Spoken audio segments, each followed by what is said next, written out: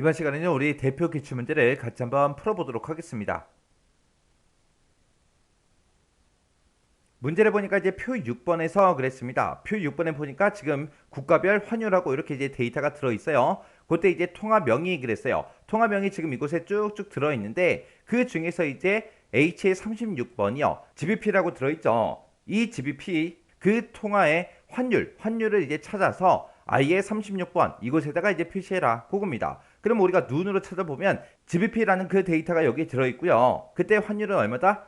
1584.36이다. 요 값을 이제 이곳에다가 표시하라는 거죠.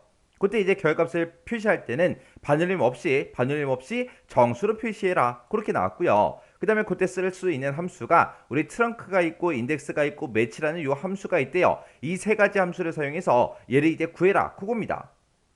그때 이제 우리가 결과값은 반올림 없이 정수로 표현할 때 이제 트렁크라는 요 함수를 이제 쓰면 될 거고요. 그리고 우리가 이제 GBP를 찾는데 어디서 찾아라? 이 범위에 찾아라. 이 범위에서 EP가 몇 번째 위치에 있는지 그걸 찾아요. 그럼 얘가 이제 두 번째 위치에 있겠죠.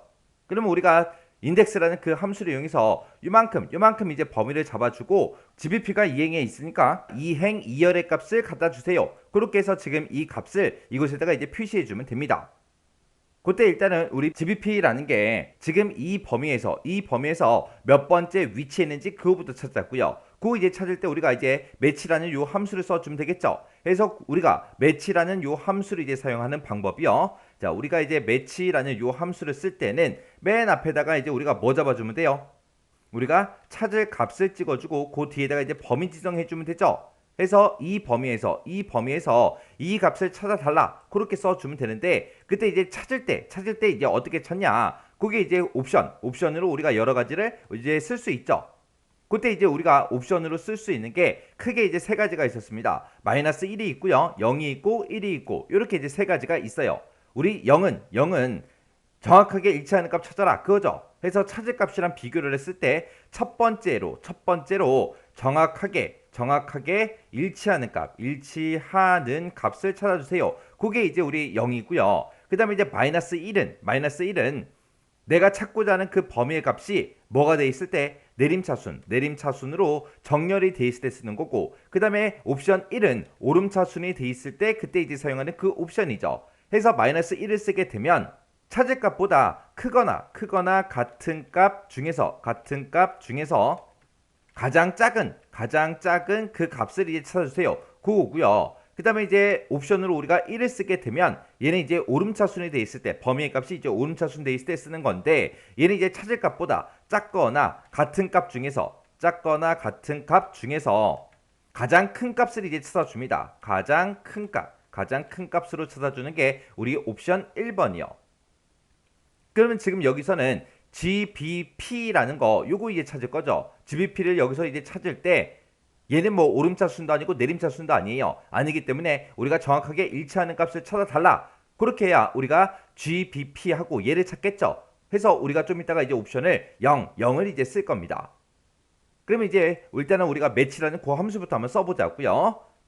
해서 일단 는이라고 먼저 써주고요. 여기다 이제 매치하고 써주면 되겠죠. 자, 찾을까? 내가 요 H의 36번 셀에 있는 거를 찾겠다. 그때 이 데이터를 어디서 찾겠다? 이 범위에 찾겠다. 찾을 때 어떻게 찾아달라? 정확하게 일치하는 값으로 찾아주세요 라고 해서 지금처럼 옵션으로 우리가 0을 써주면 됩니다. 그래서 이제 가로 잡고 엔터를 땅 하고 누르게 되면 지금 이 범위에서 GBP가 두 번째 위치에 있기 때문에 2하고 그렇게 나오는 거예요.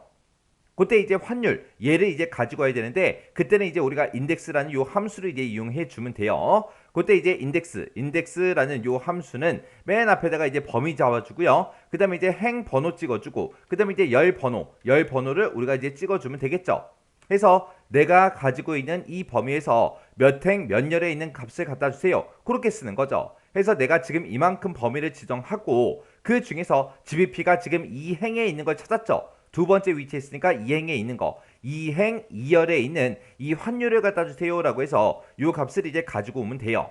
그때 환율은 무조건 두 번째 열에 있기 때문에 열 번호는 그냥 우리가 따로 지금처럼 이렇게 이제 계산하지 않고 그냥 무조건 2를 써주면 됩니다. 그리고 행 번호 같은 경우에는 지금 우리가 매치 함수로 구한 거 있죠? 그걸 이제 이용하면 되는 거예요. 그러면 일단은 우리가 매치라고 쓴 거 있죠? 요거 이제 잘라내게 해 놓고요. 여기다 이제 인덱스 시작하자고요. 해서 인덱스라고 이렇게 써주고 이 범위에서 컴마 그 다음에 이제 행번호 찍어줘야죠. 행번호는 우리가 매치 번째에 있는 거 매치 번째에 있는 그 행에 있는 거 갖다 달라. 그때 이제 몇 열에 있는 거 갖다 달라. 이 열에 있는 환율을 갖다 주세요. 지금처럼 이렇게 이제 써주면 됩니다. 그래서 이제 가로 닫고 엔터를 땅 하고 누르게 되면 지금처럼 GBP의 환율 요걸 이제 가지고 와요. 가지고 오는데 그때 이제 결과값은 반올림 없이 정수로 표시해라 그렇게 나왔습니다. 그때 이제 우리가 트렁크라는 요 함수로 이 전체를 다 묶어주면 되죠.